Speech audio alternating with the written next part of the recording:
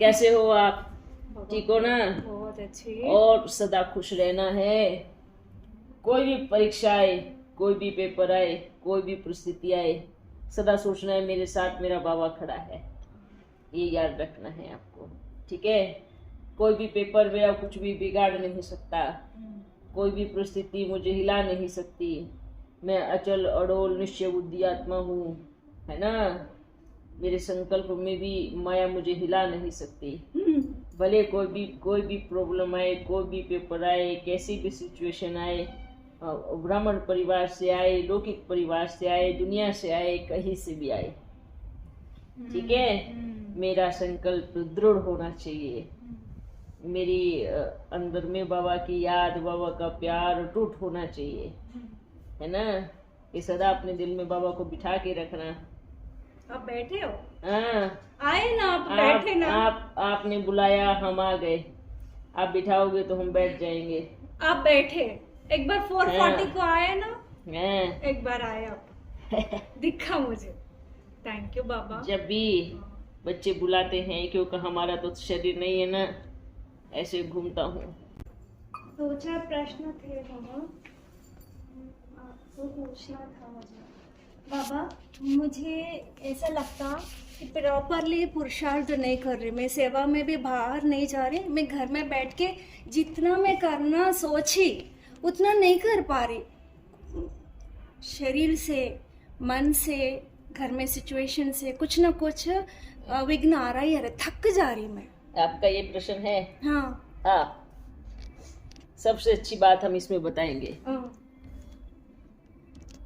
कि ये सोचने में टाइम वेस्ट नहीं करो कि मैं नहीं कर पा रही। हाँ। ओके। ठीक है, आप कर रहे हो। अगर आपके संकल्प में बाप की याद है और वो संकल्प लेकर के आप हर कार्य कर रहे हो, सोच रहे हो, कर्म में आ रहे हो, तो वो याद ही है, तो वो पुरुषार्थ ही है, वो पुरुषार्थ हो रहा है। क्योंकि आपकी याद में, अगर आपकी बुद्धि में बाप की याद है, तो आपका कर्म योग चल रहा है। सिचुएशन अलग अलग होती है, जरूरी नहीं है कि जो आप शुरू से कर रहे हो उसी को ही करते चलना है। चेंज हो गया स्थिति, जैसे आप बताओ, एक दिन ना मिले दूसरे दिन से कभी मिलता है क्या? हर दिन चेंज होता है, हर दिन में परिवर्तन होता है। सृष्टि में कोई कोई ग्रह कहाँ जाता है, कोई ग्रह कहाँ जाता है। जब जब प्रकृति भी चेंज होती है, क्या हुआ? पुरुषार्थ का एज नहीं सोचना कि बाबा की याद नहीं है। हाँ। जैसे आप एक दिन ना मिले दूसरे दिन से नहीं मिलता ना, तो ऐसे ही जरूरी नहीं है कि जैसे हमारा पुरुषार्थ शुरुआत में था ऐसे हर समय रह सकता है। पुरुषार्थ की स्थिति बदलती है। जैसे आज आप पूरा दिन आपने बहुत सेवा की, पर पूरे दिन में आपकी याद रही, अरे आज मैं बाबा को भूल गई हूँ, क्या आज मेरा ये रह गया। नहीं, आपने फिर भी बाबा को ही याद किया, आपने कर्म भी बाबा की याद में ही किया। इसमें गिल्टी में नहीं आना है कि मैंने ये नहीं किया, मैंने वो नहीं किया। बस हर रोज शाम को बैठ करके चार्ट दे देने का बाबा को, बाबा आज का दिन बड़ा व्यस्त रहा, आज मैं थोड़ा कर्म में ज़्यादा व्यस्त रही, पर मुझे पूरा विश्वास है कि आपने मेरा आज भी साथ नहीं छोड़ा, आप मेरे सदा साथ रहते हो। बाबा रहते। ठीक है, तो हर दिन अलग होता है, हर दिन पुरुषार्थ अलग होता है, हर दिन सेवाओं की रूपरेखा बदलती है। कभी मनसा चलती है तो कभी वाचा चलती है, तो कभी कर्मणा चलती है। ये चीज हमेशा याद रखना, सेवाएं सदा एक जैसी नहीं रह सकती, ठीक है? पुरुषार्थ में भी दिन प्रतिदिन बदलाव कभी ऊपर कभी नीचे होता है, पर लेकिन खुशी कभी ऊपर नीचे नहीं होनी चाहिए। वो भी होती बाबा। नहीं, जैसे मानो आज आपने ज्यादा सेवा की, हाँ। और आपने सोचा आज तो मैंने बाबा को बैठ के याद नहीं किया और खुशी चली गई। ऐसा नहीं, ये नहीं होना चाहिए। क्या होना चाहिए? पूरा दिन आपने किया और बाबा की याद में मस्त झूमते हुए हर कर्म कर दिया, तो ये खुशी नहीं जानी चाहिए। सेवाओं की रूप बदल सकते हैं, पर खुशी नहीं बदलनी चाहिए, ठीक है? ओके। एक जब ऐसा कुछ घर में ऐसा करते हैं ना कि रूठ जाते हैं हमारे ऊपर, भोजन नहीं करते, तंग करते हैं, खुद को वो शिक्षा देते हैं कि हम बाबा का ज़्यादा नहीं करें, उनमें हम ओम करते, भोग लगाते, मोस्टली 3 टाइम लगाने की कोशिश करते और सवेरे अमृत वेला उठने की कोशिश करते। हाँ, परफेक्ट कुछ भी नहीं होता है, ऐसा होता है, लेकिन इनको पसंद नहीं आता। हमेशा हमेशा बाबा ओम पढ़ लेती, मुरली पढ़ लेती, कुछ भी अच्छा, ऐसा। उसमें हम आपको बताता हूँ। उनको गुस्सा आके इस पॉइंट पे 90% झगड़ा होता है। हाँ, सबसे पहली बात तो झगड़ा करना ही नहीं, क्योंकि आप एक की सुनो, बाप की सुनो, ठीक है। उनको अपना कर्म कर रहे हैं, वो उनका अपना कर्म कर रहे हैं, उनको करने दो, पर आपको आपका कर्म जो है आपको वो करते रहना है। हाँ, ये चीज हमेशा याद रखना है। अगर वो गुस्सा कर रहे, चिल्ला रहे, तो कूल हो जाओ और अंदर में बाबा का मुखड़े को याद करो, वाह बाबा कितना सुंदर है ना। चेहरे की मुस्कुराहट जाएगी नहीं, मेरा बाबा कितना प्यारा है। वो चिल्ला रहे तो बढ़िया भंडारे में कोने में जा कर के और वाह बाबा के चेहरे को देख के मुस्कुराते रहो, हंसते रहो।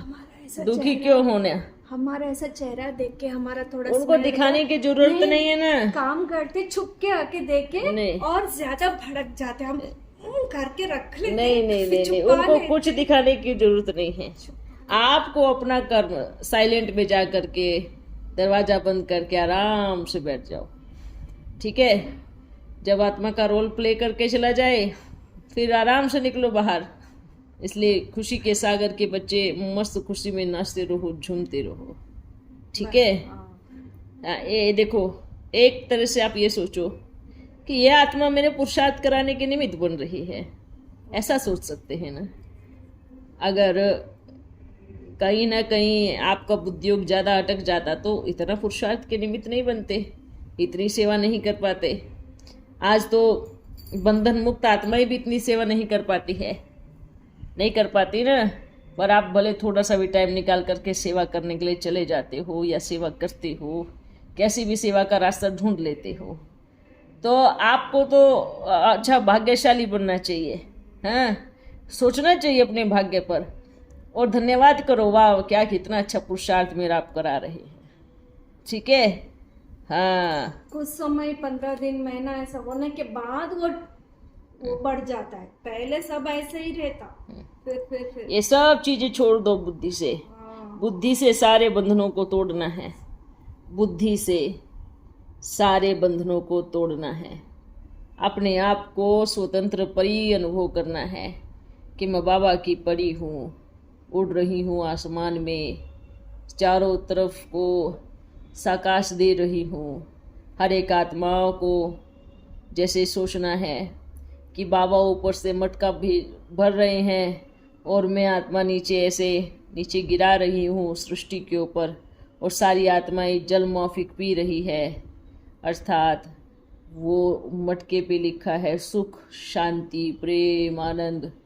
ये सारे मटके मेरे हाथ से चारों तरफ सृष्टि की आत्माओं पर बारिश के मौफिक गिर रहे हैं, जिससे हर एक आत्मा तृप्त हो रही है, जिससे हर एक आत्मा अपने आप के भाग्य पे नाज कर रही है, जिससे हर एक आत्मा की प्यास बुझ रही है ना।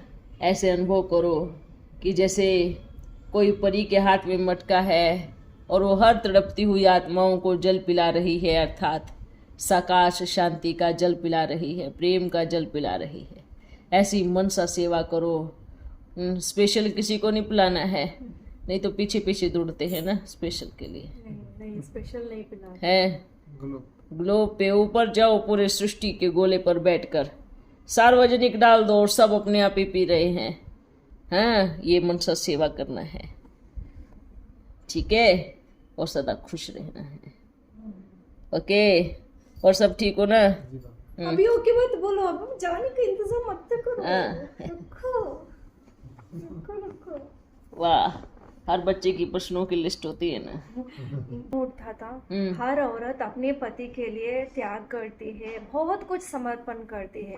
पति अपना इसमें मौज में रहता, अपना मनमानी करते, सब करते।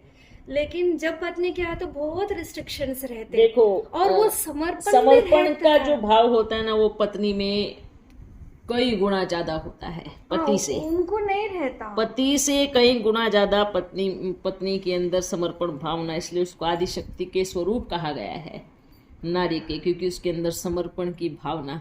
जैसे मानो एक वृक्ष है ना, एक पेड़ है, प्रकृति है, वो कितना फल देती है, कितना फल देती है, फिर भी कोई भी आएगा उसको पत्थर मारेगा फिर भी वो फल देगी ना। जैसे कि एक स्त्री है, स्त्री, उसके बच्चे हैं, बच्चे उसको कैसे भी मारते भी हैं, थप्पड़ भी, छोटेपन में या बड़ेपन में, वृद्धाश्रम में भी छोड़ देते, आजकल तो ऐसा भी समय आ गया ना, फिर भी माँ के अंदर से कभी भी बदुआ नहीं निकलती ना। तो स्त्री के अंदर वो समर्पण भावना है। और हम कहूँगा सारे पुरुष ऐसे नहीं है धरती पर, ये भी याद रखना। मैक्सिमम तो है। हाँ, आज की कलयुगी दुनिया में है, हम तो कहूँगा 95-99% ऐसे हैं कि हर कोई अपना चाहता है, लेकिन हम तो ये कहूँगा कि सब भी ऐसे नहीं हैं। ये पुरुष ऐसे क्यों बनते हैं? जब उनके अंदर स्त्री का जो सेल होते हैं वो जब कम हो जाते हैं, कैसे हम समझाऊं, हाँ, जब स्त्री की प्रकृति उसके अंदर कम हो जाती है, कम मात्रा में हो जाती है, तब वो पुरुष के अंदर ये सारी चीजें आ जाती है ना। जब स्त्री के, अगर पुरुष के भीतर स्त्री की मात्रा बराबर भी रहेगी ना, तो भी उसके अंदर में समानता रहेगी। वो स्त्री और पुरुष के अंदर में भेदभाव नहीं करेगा, वो स्त्री को परेशान नहीं करेगा, उसको सताएगा नहीं। लेकिन जैसे जैसे पुरुष प्रधानता ज़्यादा बढ़ती जाती है ना, और स्त्रीपना मतलब स्त्री के जो गुण हैं, जो उसका प्रकृति है उसमें कम हो जाती है, तब वो अपने रूप में आ जाता है। तब वो उसको रावण का रूप बोलते हैं।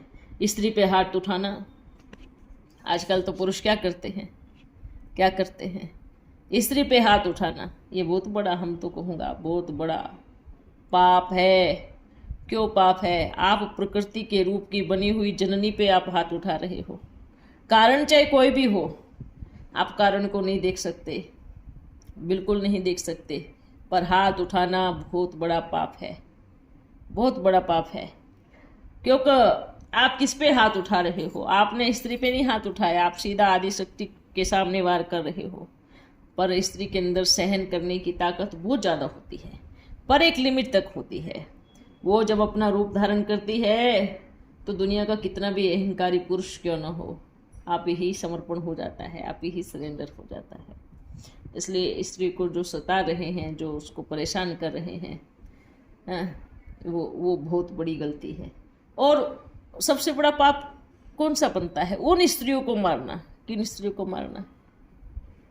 जो एकदम सच्चे मन से, सच्चे स्वरूप से होकर, सच्चे समर्पण भाव से होकर के चल रही है, आपके प्रति सच्चा समर्पण लेके चल रही है, उन स्त्रियों को परेशान करना, उनको सताना, उनको मारना, इसका तो बहुत बड़ा हिसाब किताब देना पड़ेगा। इसका हिसाब किताब तो कहीं से कहीं भी चुक तो नहीं कर सकते। वो अभी पता नहीं चलेगा, उसका बाद में पता चलता है।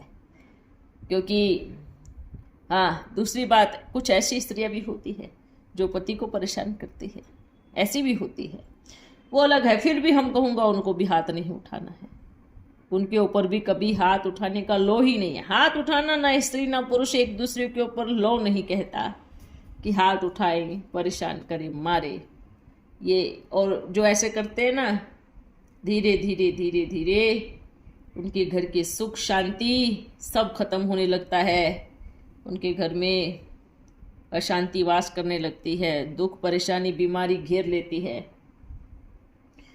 पीड़ा आने लगती है, वो तंग होने लगते हैं। अगर जो स्त्री को बार बार टॉर्चर करके परेशान करके उसको तंग करते हैं, ठीक है। तो हम सभी को बोलता हूँ, चाहे ज्ञान में है, चाहे अज्ञानी है, चाहे कहीं पर भी है, चाहे यहाँ कोई भी है, सभी को हम यही कहूँगा, स्त्री का सम्मान करें। क्योंकि उसका अंदर से एक भी अगर पीड़ा निकल गई ना, तो आपकी ज़िंदगी खतरे में आ सकती है, बहुत खतरनाक तरीके से खतरे में आ सकती है। ठीक है, इसलिए आप चिंता नहीं करो। आप सोचना है कि मेरा बाबा मेरे साथ है, मेरा असली पति मेरे साथ है, क्या सोचना है? हाँ, ये सोचना है। ये तो एक रिश्ता है, बंधन है, शरीर के साथ जुड़ा है, पर मेरे आत्मा का साथी कौन है? बताओ कौन है? मेरा बाबा। हाँ, हर किसी को यही सोचना है कि मुझ आत्मा का साथी, मुझ आत्मा का पिता पति कौन है? मेरा बाबा। मेरा बाबा है। शरीर से परेशान वाले पुरुष हो या कोई भी हो या स्त्री हो, जो भी है, तो उनको करते हैं तो वो ये सोचना है कि इसका तो मेरे शरीर के साथ संबंध जुड़ा है, पर मेरी आत्मा का संबंध किसके साथ जुड़ा है? मेरे बाबा के साथ जुड़ा है। हाँ, और ना मैं मर जाता हूँ ऐसा बोलते बाबा। मैं कुछ भी आपके मैं सेवा में या कुछ भी करती हूँ, धमकी मिलती है रायपुर आने की, जो भी है वो सुनते नहीं। तो आजकल मैं मैसेज देना शुरू करी, लेकिन वो सुनते नहीं, बोलना नहीं, पूरे जिंदगी में कुछ भी है एक्सप्लेनेशन नहीं देना। धमकी मुझे ये मिलती, मैं मर जाता हूँ। तो कोई भी दुनिया में एक बात बताता हूँ, पहले सुनो। जो ये धमकी बार बार देते हैं ना, मैं मर जाता हूँ या मैं भाग जाता हूँ, ना तो वो कभी मरते हैं और ना कभी भागते हैं।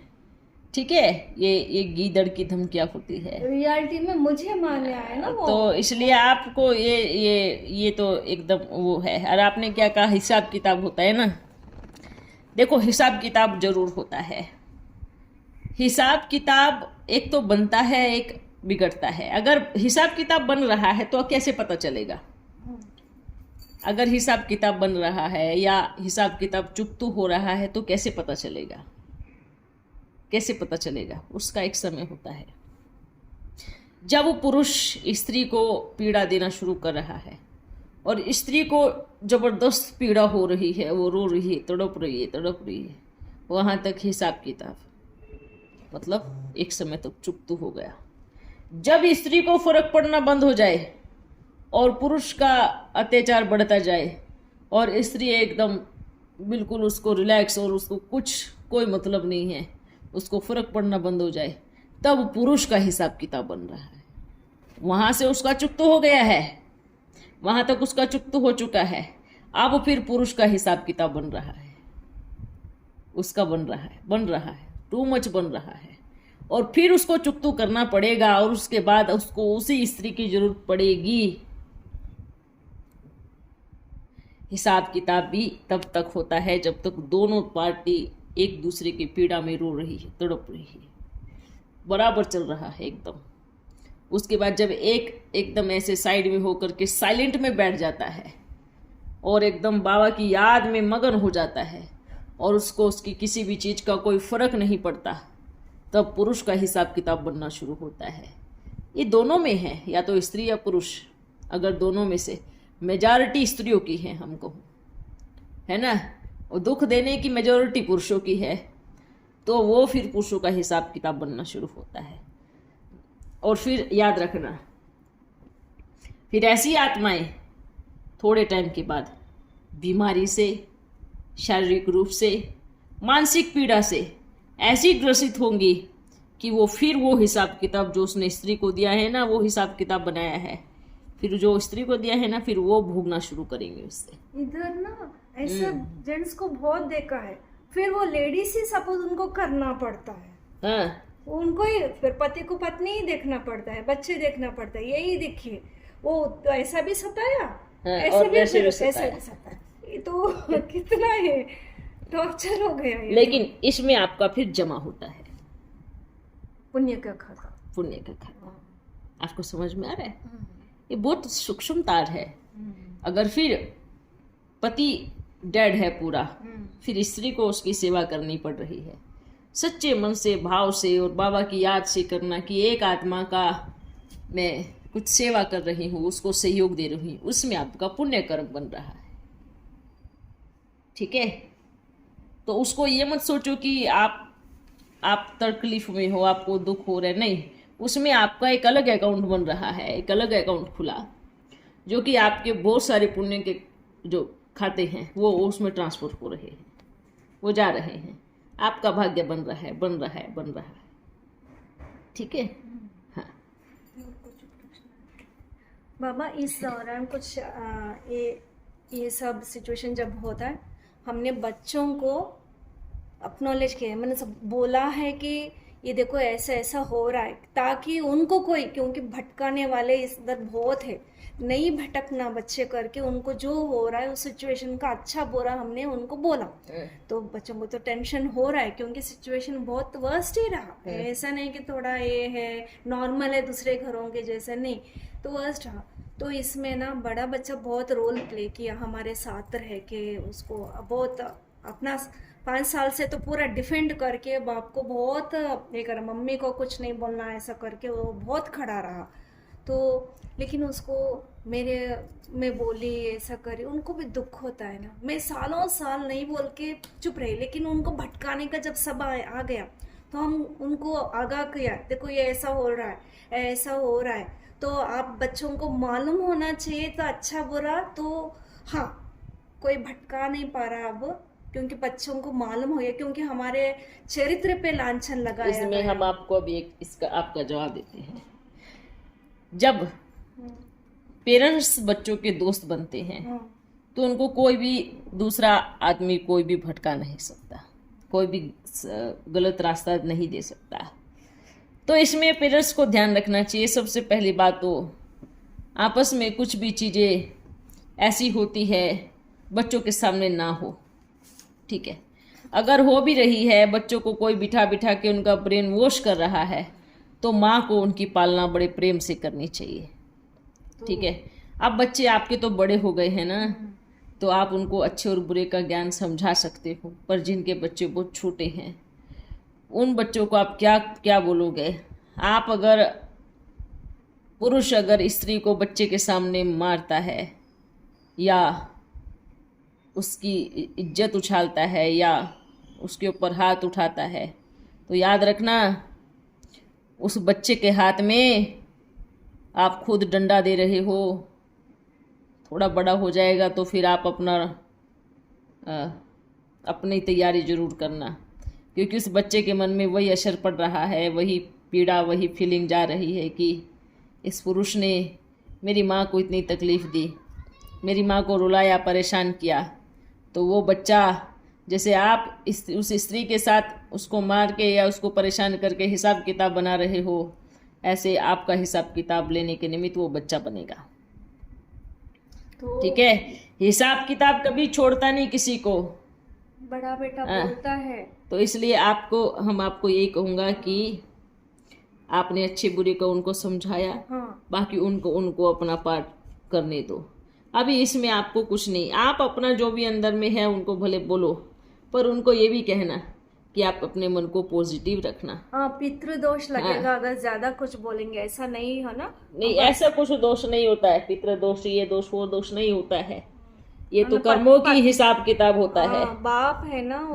क्योंकि कर्म कैसा रहेगा, बाप कर रहा है तो बाप भुगतान करेगा, बच्चे कर रहे हैं तो बच्चे करेंगे, माँ कर रही है तो माँ, सबका अपना अपना हिसाब किताब है, ठीक है। अच्छा, क्या बोलते पितृदोष लगेगा, क्या माँ दोष नहीं लगेगा? हाँ, माँ पितृ दोनों ही होते हैं ना। मातृ दोष तो बहुत डेंजरस होता है, लग जाए तो छूट ही ना पाए। पितृ दोष तो फिर भी किनारे पे हो जाएगा, पर जहाँ माँ की बात आ गई वो क्या होगा फिर। तो माँ बाप दोनों का, इसलिए उनको पॉजिटिव रखो, आप बहुत अच्छा करो। हाँ, ज़्यादा परेशानी होती है तो कभी अपने बच्चे के साथ रहो जा करके। हाँ, बस वो भी रेडी है। इतना नहीं सोचना, अगर परेशानी है तो सीधा अपने बच्चे के साथ रहो जा करके, बिंदास आराम से। सभी वही प्लान में है। हाँ, ठीक है ना, और तो नहीं है? एक और है शायद।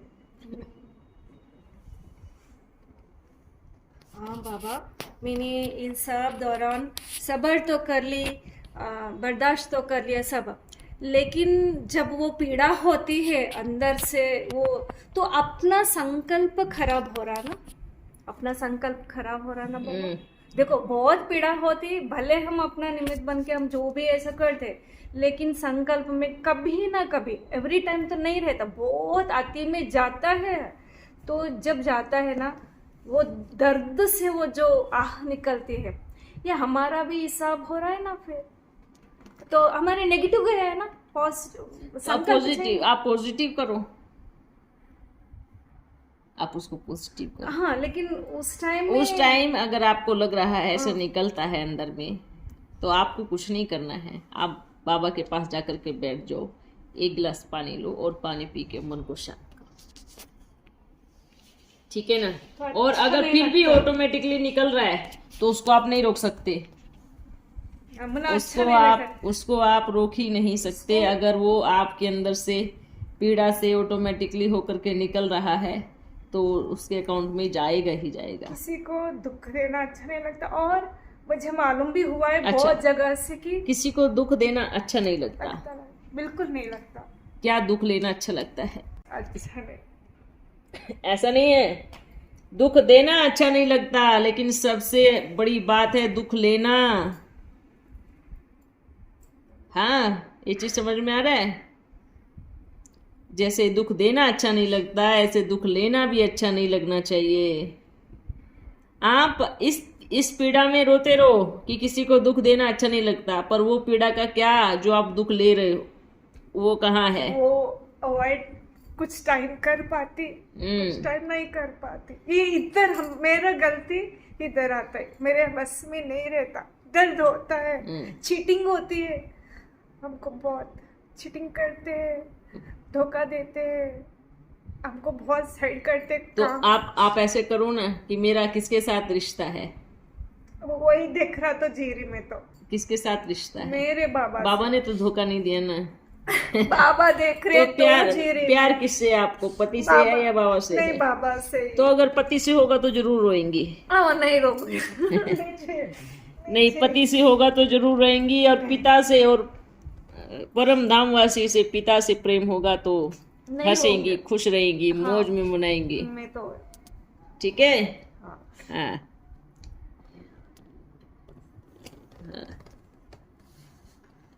हाँ बाबा, इम्पोर्टेंट क्वेश्चन है। हाँ, आगे के समय ना मैं आप ही के साथ रहना चाहते हैं। तो अच्छी बात है। जंगल के पार्ट में क्या कहीं भी हो, आपका जन्म हुआ तभी सब। तो अभी से ही आपको अपने आप के थोड़े थोड़े बंधनों को काटना पड़ेगा। कैसे? आप बीच बीच में 4 रोज, 5 रोज, 10 रोज के लिए बाबा के पास रहने आओ। आऊंगी मैं, शादी ठीक है। जब तक आप आओगे नहीं तब तक आप बंधन काटोगे नहीं। बंधन कटेगा ही तभी आप साथ में रह सकते हो ना। इसका शादी पोस्टपोन नवंबर में आ रहा है, नवंबर। तो स्त्री कोई बात नहीं, इतना हो जाएगा, इतना बंधन काटना शुरू करो, ठीक है। बीच बीच में जाना है, कहीं पर भी पहुंच जाओ। हाँ, जाऊंगी बाबा। हाँ। और बाबा कुछ ख्वाहिश है, ये तो पॉजिटिव ख्वाहिश ही है। बाबा बोल जा, देखो बाबा से मिलना है, आपसे मिलना है, मैया से मिलना है, परिवार से मिलना है, ये तो पॉजिटिव आश, ये आश रख सकते हैं ना बाबा? ये आश रख सकते हैं सिचुएशन को देख करके। हाँ, ओके। जैसे किसी से प्रेम होता है, बाबा मैं आपसे बहुत प्यार करती हूँ, मेरी दिल है मैं आपसे मिलूं, फिर भी आपको जैसा ठीक लगे ऐसा करना। मालूम है, हम किसी को बांधते नहीं है ना, एक बंधन नहीं, आपको आना ही है, नहीं ऐसा नहीं है ना। बाबा मैं आपकी प्यारी बच्ची हूँ, मुझे आपसे बहुत प्रेम है बाबा, फिर भी आपको जैसा ठीक लगे मैं आपके ऊपर समर्पण हूँ, ठीक है। ऐसा आपको सोचना है और ऐसा आपको कर्म में लाना है, ठीक है। अब मैं कभी आश पॉजिटिव होती है पर कभी सामने सिचुएशन भी ऐसी ही होती है, ठीक है ना। इस चीज पे उस सदा टाइम पे ऐसा नहीं। हाँ, चलो सदा खुश रहो, हंसते रहो, मुस्कुराते रहो। और एक है। हाँ बोलो, जल्दी बोलो। एक ही है ना? हाँ, एक ही। हाँ बोलो। बाबा हमेशा कृष्ण का जन्म का ही गायन है, राधा के जन्म का क्यों नहीं है? बहुत है, राधा के दीवाने तो इतने हैं, सारी दुनिया में घूम रहे हैं। अब ना राधा के ऊपर तो इतने दीवाने हैं कि राधा राधा बस राधा राधा करते रहते हैं। तो अब आपका जन्म की एक बात हम आपको बताता हूँ, भले कृष्ण कृष्ण कोई कितना भी करे पर कृष्ण भी राधा राधा ही करता है। हाँ, समझ में। वृंदावन में और मथुरा में जाते हैं ना, हाँ, हाँ। तो कोई कृष्ण कृष्ण नहीं बोलता, सब राधे सब राधे राधा राधा बोलते हैं, मतलब नगरी कृष्ण की, और नाम जब किसके हो रहे हैं? राधा की। राधे राधे। बोलते। साइकिल वाला भी जाता चुनरी है, राधे राधे की, दुपट्टा राधे राधे का, है ना, सब राधे राधे के। बीच में साइकिल वाला आज जैसे स्कूटर वाला जाता है तो साइड में हटो ऐसे नहीं बोलता, राधे राधे राधे। राधे। तो आप तो बोल रहे राधा का गायन नहीं, राधा का ही राधा का गायन है। यार कृष्ण की नगरी में भी राधा राधा ही चलती है। उनकी माँ कौन है? उनकी माँ की चिंता नहीं करो, वो जहाँ पर भी है अच्छी है। कि बाबा का याद प्यार सदा आपके साथ है। छोटे छोटे पेपर में कभी घबराना नहीं चाहिए। जब इतना बड़ा बाप ने हाथ पकड़ा हो तो दुनिया से क्या लगाओ।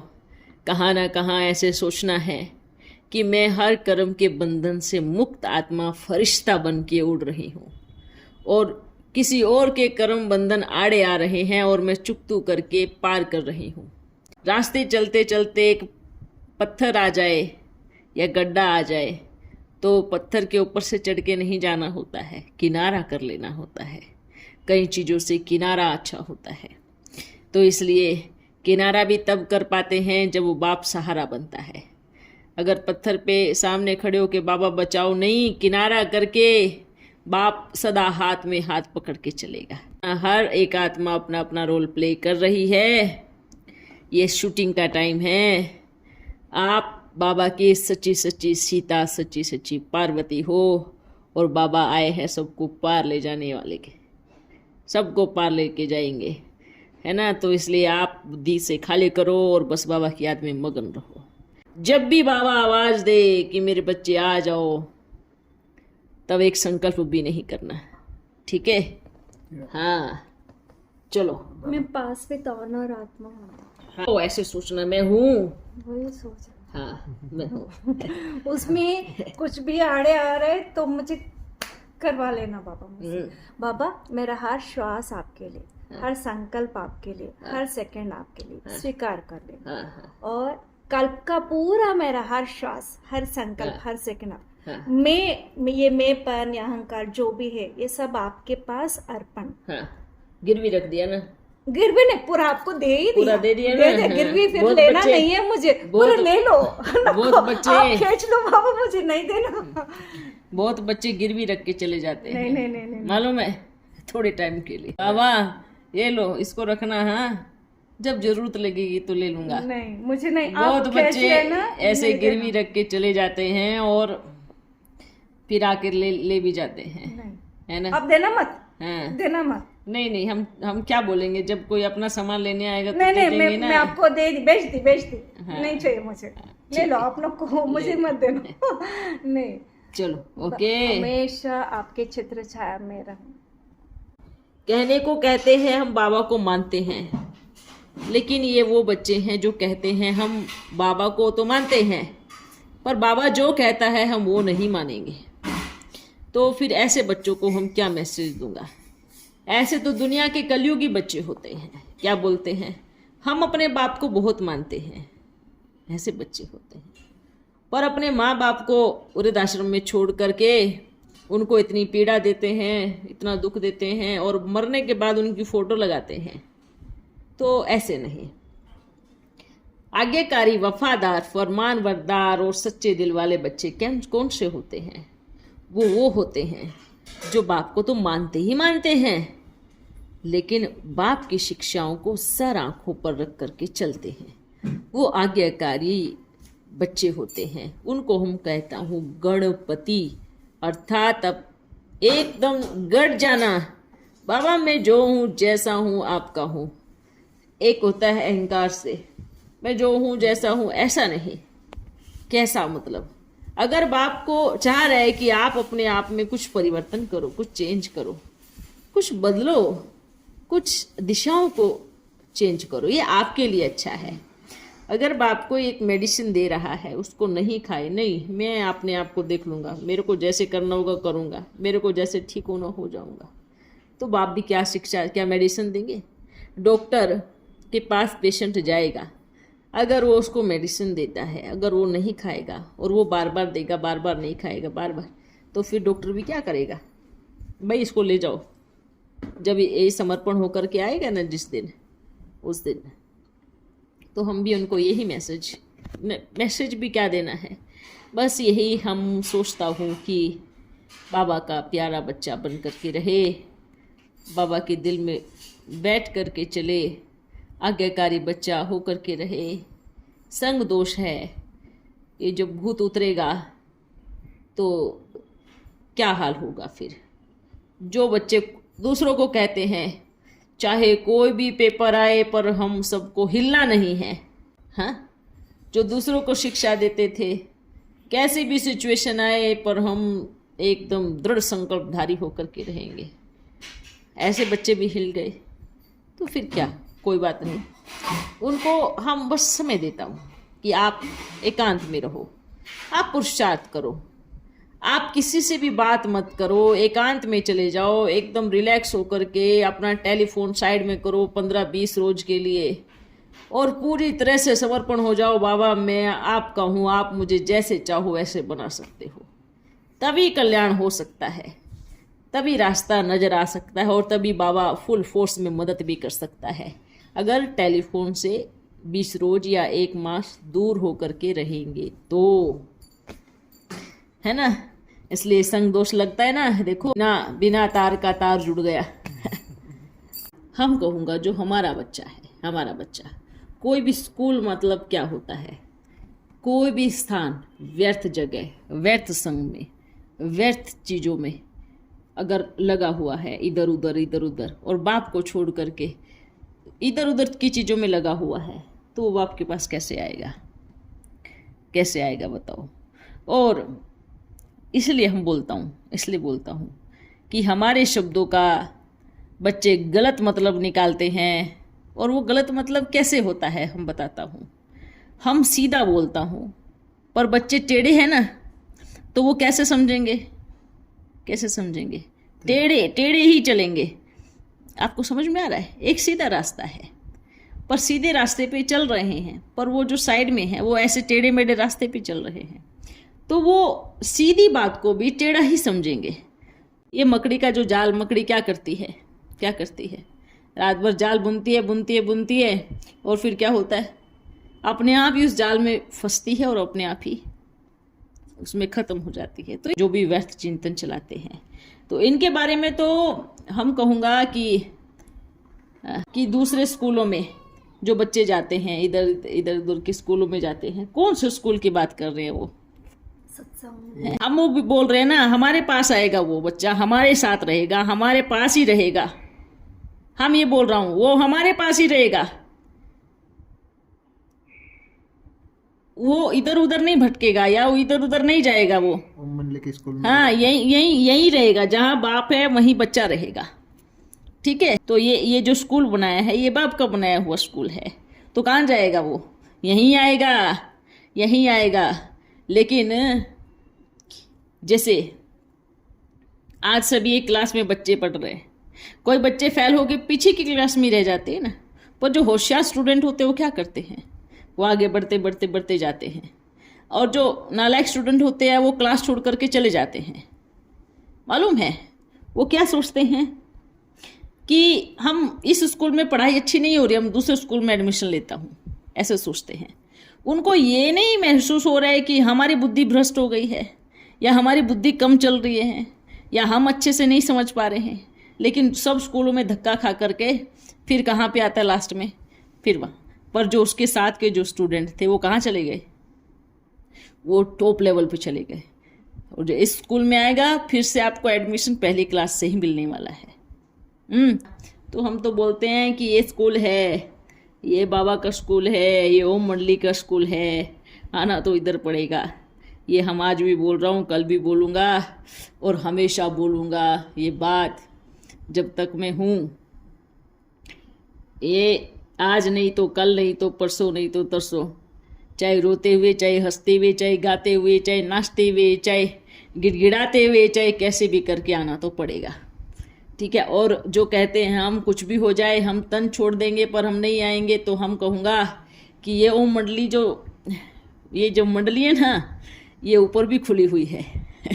याद रखे, अगर यहाँ एडमिशन नहीं लोगे तो ऊपर की मंडली में एडमिशन लोगे, आना तो पड़ेगा। क्या समझ में आया आपको?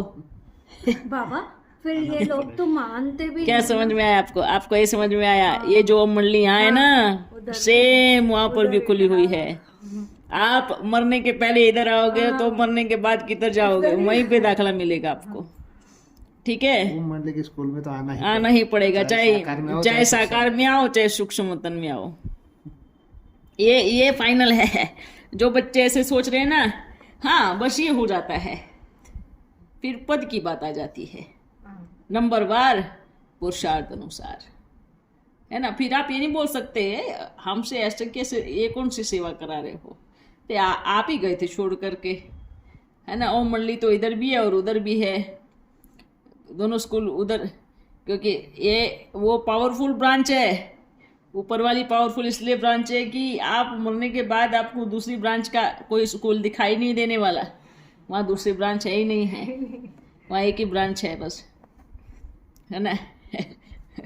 इसलिए हम कहता हूँ ओम मंडली रीचेस इन द वर्ल्ड, मतलब का मतलब क्या है, क्या है, ये जो ऊपर की ओम मंडली बनी हुई है ना, ऊपर में जो सब स्कूल में एडमिशन ले रहे हैं वो किसी को दिख नहीं रहा है, पर टॉप लेवल की है, सबसे बड़ी कॉलेज है, सबसे बड़ी यूनिवर्सिटी है ना, सबसे पावरफुल, वहाँ एंट्री तो करनी ही करनी पड़ेगी। वो एंट्री में कोई भी ऐसा नहीं सोच सकता कि मैं नहीं जाऊँगा, वो एंट्री से होकर के ही आगे का रास्ता तय करना पड़ेगा। ठीक है, चाहे जीते जी चाहे मरने के बाद एडमिशन तो होगा ही होगा। कमाल के बच्चे हैं जो दोनों में आते हैं ना, नीचे ऊपर में, वो तो हम कहूँ वो जो टीचर है, जो धर्मराज है, उनको ऐसे गले से लगाएगा, वाह मेरे लाल आ गए ऐसे गले लगा करके प्यार करेगा। जो सीधा यहाँ की मंडली से ऊपर की मंडली में ट्रांसफ़र होते हैं, फिर इधर उधर नहीं जाते, वो यहाँ बाबा के पास में आ गए, फिर जा कर के सीधा बाबा के पास में, उधर की बड़ी सुंदर सबसे बड़ी टॉप लेवल की यूनिवर्सिटी है, वही रास्ता है, वही एक रास्ता है। ये जितनी भी सब पार्टी है ना, सब एडमिशन वही लेंगे जा कर के, चाहे अपना मधुबन से कोई भी शरीर छोड़े, चाहे सेंटर से कोई भी शरीर छोड़े, चाहे कहीं से कोई भी शरीर छोड़े, सबका एडमिशन वही होने वाला है। होने वाला नहीं है, हो गया है, हो रहा है ना। तो इससे तो कोई छूट नहीं सकता। इसलिए ये जो अहंकार के बोलते हैं ना, देखना हम नहीं जाएंगे, अरे बेटा इंतजार करो ना आप, हम भी इधर है, आप भी इधर हो। हाँ, हमेशा हमको चिपका के रखना आपसे, हम बच्चे हमको इधर फेविकोल है जो चिपका के रखूंगा। रख लो हमको आप ही चाहिए। ओ शिव बाबा, ठीक है। एक और चीज, अंतिम समय में जो वर्तमान समय ओम मंडली है, इसका बड़ा विस्तार होगा, बहुत बड़े रूप से, और ऊपर की ओम मंडली है उसका कई गुना होगा, जैसे उसका कई गुना इसका कई गुना बढ़ता जाएगा। ये दोनों ही ब्रांच एक है। हाँ, ऊपर की ओम मंडली में टैक्स नहीं पटाना पड़ता या ऐसा कुछ नहीं करना पड़ता, यहाँ एक कलयुग की दुनिया है, इसमें करना पड़ता है। पर जब उस कलयुग की दुनिया भी पूरी खत्म हो जाएगी तो ओम मंडली का अर्थ कोई एक अक्षर शब्द नहीं है, हम आपको बता रहा हूँ। बाप है साथ में, अगर हम यहाँ बैठे हैं बच्चों के साथ में, तो ये ओम मंडली है। चलो अभी हम चलता हूँ, बहुत समय हुआ।